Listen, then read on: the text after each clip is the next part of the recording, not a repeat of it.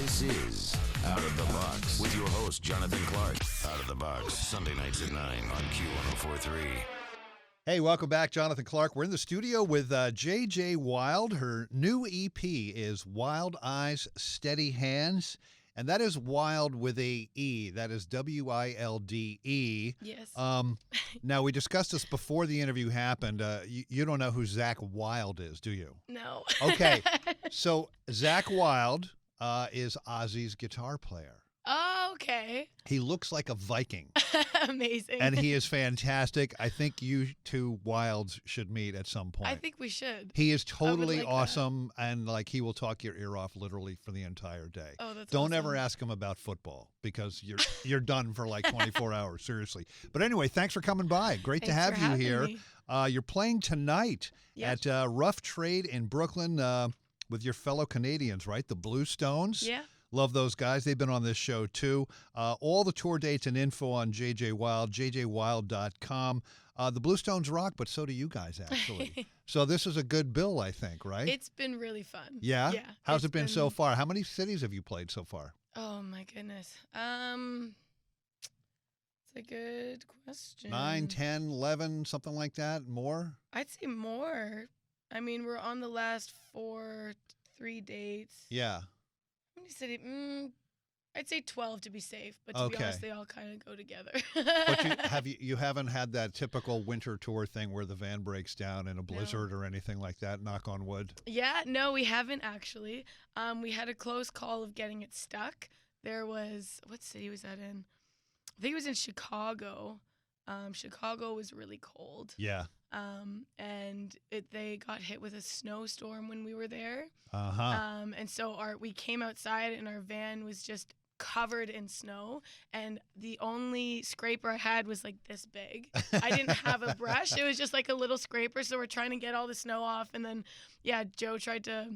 my tour manager tried to back it out of the driveway, and we had to go like forwards, backwards, because there was like Well, you're Canadian. You should be used to that, right? Oh, yeah. That happened to me in the van, actually, and I had it stuck on a patch of ice, and I hadn't cleaned the van out from the last tour, so there was granola had spilt all over the back of the van. So I go in, and I'm like, what the hell am I going to use to do this? I just grabbed a bunch of granola and put it under the tires, and it actually worked. Wow. I was like, what? So you don't have gravel, you have granola. Yeah. Fantastic.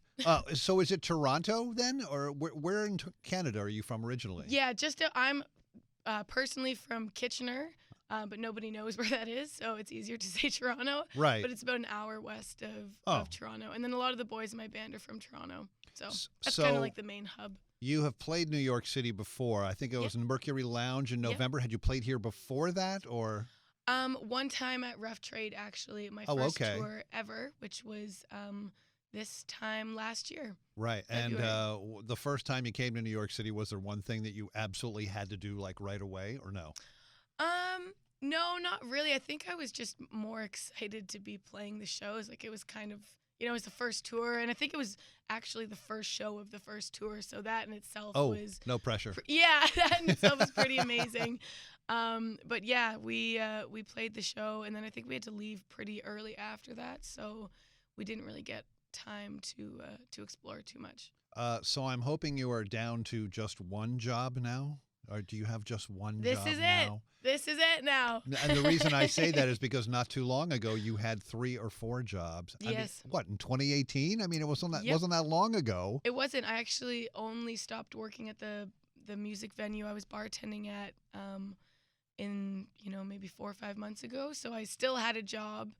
And before that, I was working a serving job, a bartending job, and a reception job. So just constant overuse of my voice. Wow.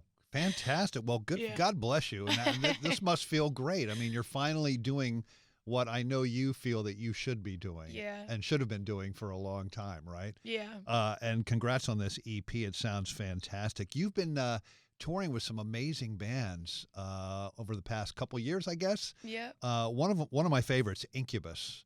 Tell me about those guys, touring with them.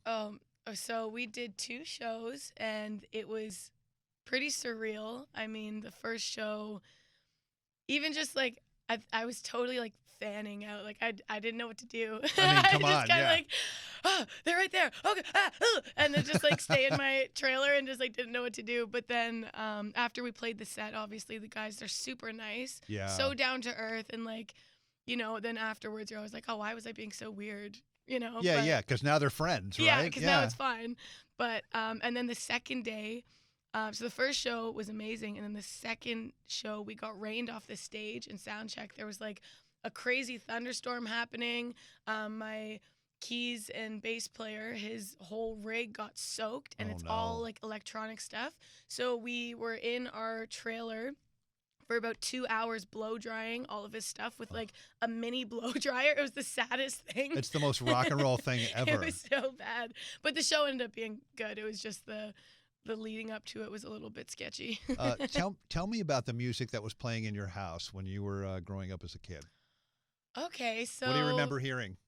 Elton John is a big one. There's a video somewhere of me completely uncoordinated, moving one foot and one arm when I was like 2 years old. You better hide that video, because when you go on Ellen, like in a year or so, she's going to find that video and embarrass you. Oh, I bet my dad will like gladly send it. Be like, here, take this hilarious, terrible video. Yeah. But yeah, so there was a lot of Elton John, Paul Simon, Led Zeppelin, Pink Floyd. What else? My parents just love music. So a big thing that I remember growing up was Saturday mornings or Sunday mornings. I would wake up to just music blasting in the living room, just like, ugh. And it was because my mom was doing like a nice like clean or doing whatever she was doing, and she would just crank the music. And now when I do that, I do the exact same thing. And before I was like, oh, this is so annoying, like turn it down. And then now I do it. So. But any female artists that were playing? Was it, with Janice or anything like that? Or you know what? I found those myself, really. Yeah. My mom is a big fan of Sarah McLachlan, but there wasn't actually that many female artists. It was more of kind of like old school. Classic rock. Yeah. Yeah. I know you love Kings of Leon, though. I do. That is my favorite band. Really? Yeah. What was the last album? Was it like a couple years ago or something like that? Yeah, I think Walls was the last one. But my favorite is Mechanical Bull. Yeah, yeah. Or Only by Night. Have you seen them in concert? Twice. Okay. Yeah. Well, they got to do another record, right? I know. Come on. I like their old stuff better than their new stuff, but I still like it all. Yeah. Well, this EP, tell me about I think you had this sort of like mad writing period, right? Where all these songs sort of came out, right? Talk about that. So essentially it was like I never stopped writing really.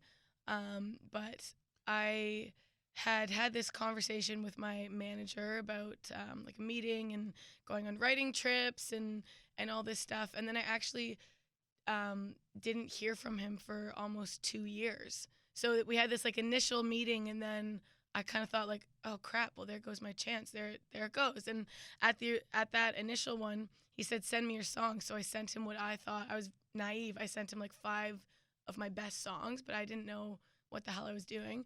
And then I had been writing that whole time. And so the next time we talked, he's like, okay, send me a couple songs. So I sent him like 500 voice notes. I'm like, you want it? You got it all. Like, yeah. So there was that crop of songs. And then me and my producer in LA, Frederick Thay, we did, I think it was like 8 days or something, where we literally just locked ourselves in the studio and fished through all of these voice notes and just had this insane writing experience of, it wasn't so much time spent on picking the songs, really, that came pretty naturally. It was more just, however many, I forget how many songs we ended up getting. I think it was like 7 or 8 in each, you know what I mean? It was like 3 songs a day, and then we got, however many from that. So that was pretty intense. Yeah. Well, it sounds great. I mean, the work has paid off.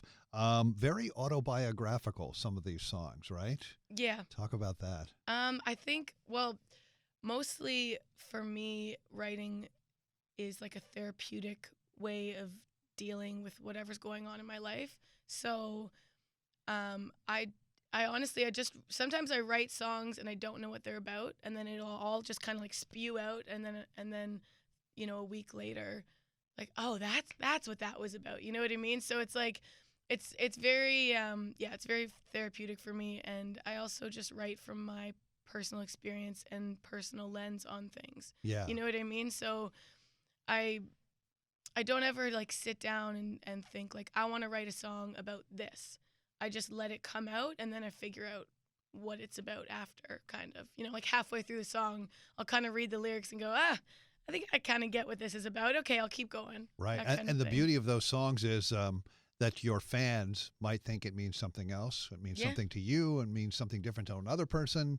And that's the great thing about writing songs. You did a number of videos. You got to tell me what the hell's going on in the one for Rush. I mean, there's a lot of naked people or half naked people. Yeah. But then there's also performance stuff. And that looked like, was it fun to do something like that? Oh my gosh, it was so much fun. That was, so essentially the kind of concept of that was like day in the life of this, woman who is a rock star, but also like an evil Knievel thing. You know what I mean? So it was just like this fast, dangerous life. So it starts out with that like almost like an orgy scene, but we're all kind of clothed, and that was less awkward to film than you would think it was. It was actually pretty funny. Right. Everyone was laughing the whole time. Of course, yeah. They probably had to have you stop laughing to make it look serious at some point, right? Yeah, it was pretty funny, and like someone would get like a foot to the face and like start laughing, and it was just it was really fun, and yeah. And the video for Funeral for a Lover, obviously like a deep emotional song, but I'm looking at you naked in a bathtub and I'm like, did that water get cold at some point? I mean, it had to get cold, right? It did. I mean, we kept filling it up throughout the day, but I didn't actually get out of the bathtub for like 6 hours. I was in there. Wow. And my fingers Pruned were like, out? it was terrible. But no, it was all right. And that was actually kind of what I wanted. I wanted it to be uncomfortable because the song is uncomfortable. Right. And so I felt like to get to that place of where I wrote it, I wanted to be uncomfortable and kind of like vulnerable. You know what I mean? So naked in a bathtub is pretty raw. Yeah. Yeah, absolutely. JJ Wilde is her name, the new EP, Wild Eyes, Steady Hands. Playing tonight at Rough Trade in Brooklyn with fellow Canadians, the Blue Stones. And all the tour dates and info, jjwilde.com. Thank you, JJ. It's been a pleasure having you in here. And thank you so much. Break a leg tonight. Thank you. This is Out of the Box with your host, Jonathan Clark. Out of the Box, Sunday nights at 9 on Q1043.